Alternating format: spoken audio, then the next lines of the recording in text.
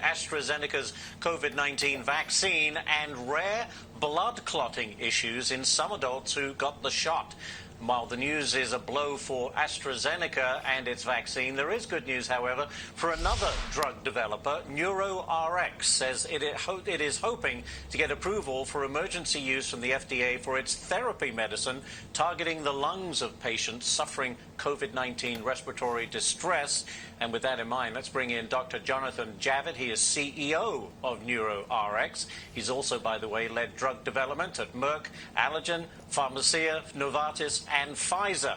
You know what you're talking about, Doctor. Before we get to your treatment in particular, could you kind of give me a summation, if you like, of how you see the battle against COVID is going in the United States? Have we turned a corner? Is there light at the end of the tunnel? Well, we're certainly hoping that we've turned a corner, and there's no question that intensive care unit admissions are down in many states, but as we see the surge in Michigan, as we see surges elsewhere, as we see variants come along that may not be sensitive to the vaccine, we realize that it's far from over. Well, I'm just getting some news in my ear here, Doctor, saying that Moderna has just announced that it may have a booster shot available by the end of the year. And there have been questions of how long do these vaccines last? And now we're already hearing stories of booster vaccines. Is that good news? And is that what you expected, that we would need these extra boosts? Well, I think in the best of circumstances, this is going to be like the flu. The virus is going to keep changing, and we're going to fight to stay ahead of it, just like with the flu. But even though we take the flu for granted, it's important to remember that in any given year, 25,000 to 50,000 Americans may die of the flu. Yeah.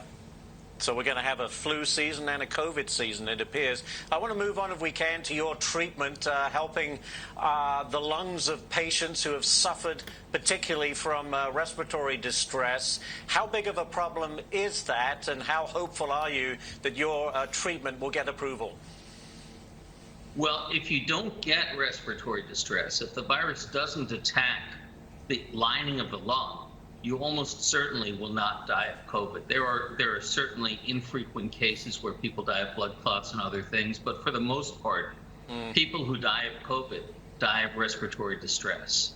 So we've developed a drug that specifically attacks that mechanism by which COVID kills people.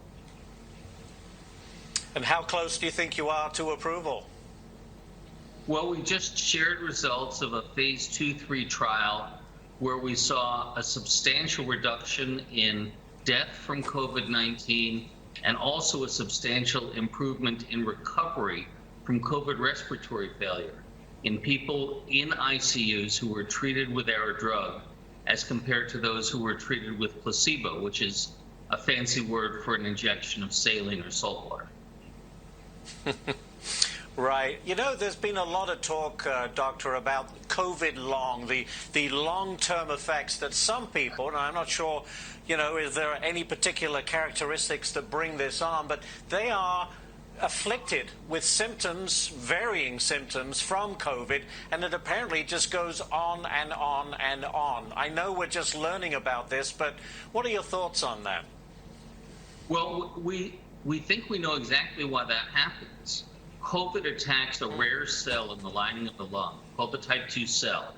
And that's the cell that makes the surfactant fluid that has to line the lung in order for the lung to absorb oxygen. So we've developed a drug that has, for 65 million years, for as long as mammals have breathed air, this drug, this natural hormone, has protected those cells in the lung. It's called VIP, vasoactive intestinal peptide. It's been with us all along, and it turns out that this peptide is the way the body protects itself against lung injury. So when you talk about COVID lungs, those people have suffered a lung injury.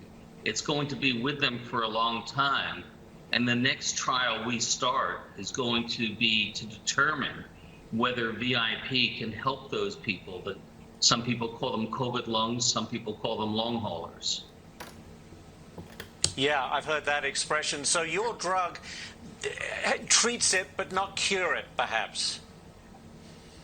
Our drug helps the cell that's attacked by COVID heal itself and protect itself against the COVID virus, the SARS-CoV-2 virus.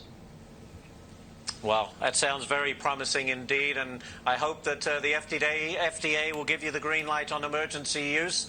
It sounds very, very good news for those suffering so badly with lung problems from COVID. Dr. Jonathan Javitt, thank you so much for joining us today. Thank you. All right, there it is, Dr. Javitt. Well, if you're vacation bound this